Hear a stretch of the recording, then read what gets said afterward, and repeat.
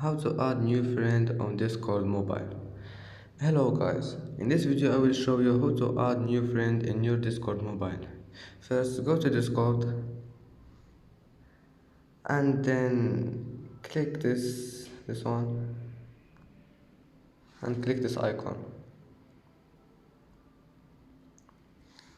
Now all you need to do is to type your friend account like okay.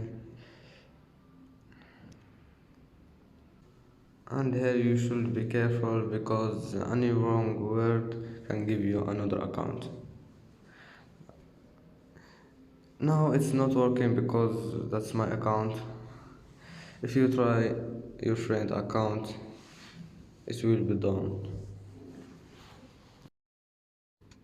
Anyway, that's today's video. Don't forget to like and subscribe and see you in the next video.